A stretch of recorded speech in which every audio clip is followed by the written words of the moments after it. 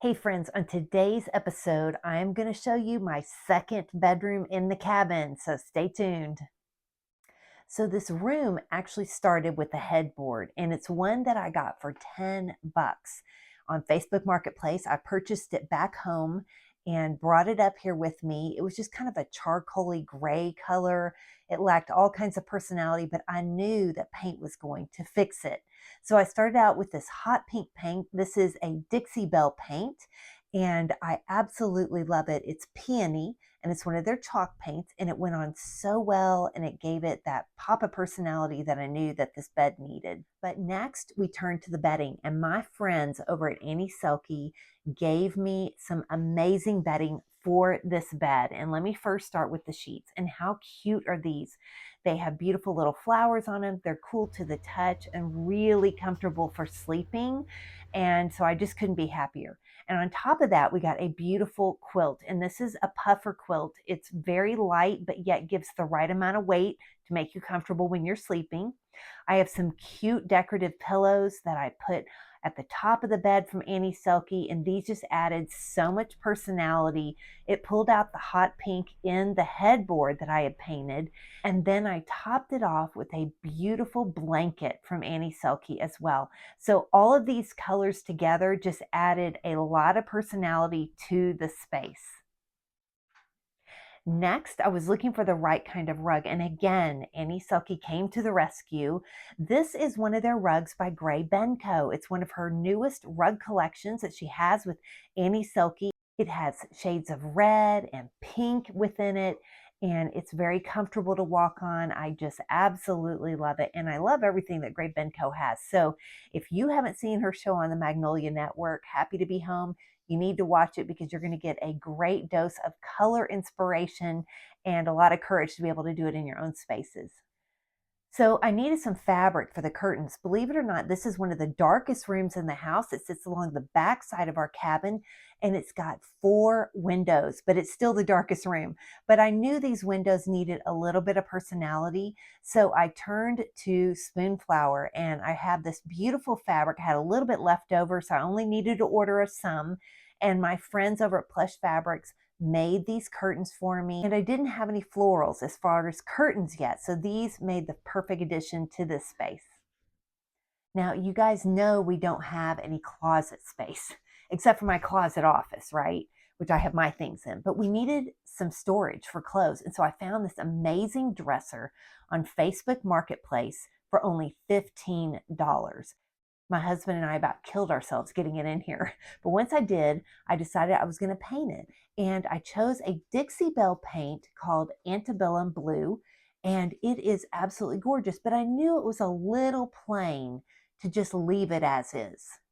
I had an artist friend on Instagram reach out to me and say she'd love to do some art for my space.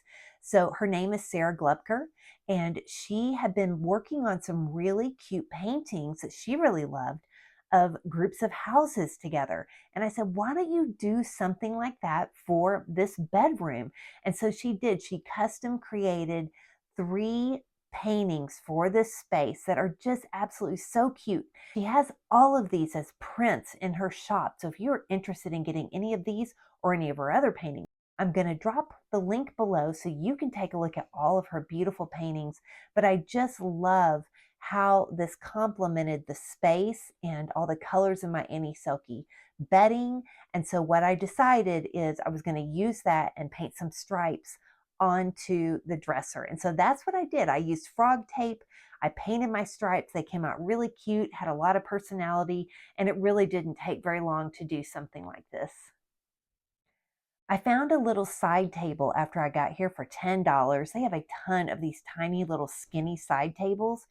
And my friends over at Pookie Lighting gave me this beautiful little lamp. It has adorable circles within circles on the lampshade. It's got a distressed finish on the lamp base itself, and together it just finishes out this little sleeping nook that we have at the far end of the room. And I just love it.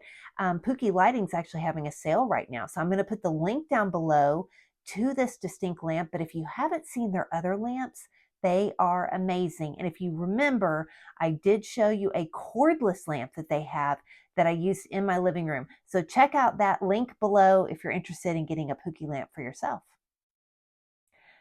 So besides this, I just held an ugly chair challenge at the beginning of August, and I had to do a chair for that challenge. I had to show how I would take it from ugly to beautiful. And so that chair is actually in this room. I have another little table that I found on Facebook Marketplace for like $40, and it kind of acts as a desk vanity. And I thought this little chair will be perfect for that. And so I have it over in a corner. Now over here, you're going to also see a lampshade that I got also from Pookie, and I've paired it with my vintage lamp that I found on Facebook Marketplace.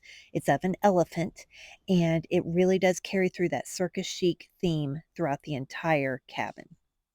I also have some other various art. One is from the art booth on Instagram, and the other one is from Drunk Girl Designs.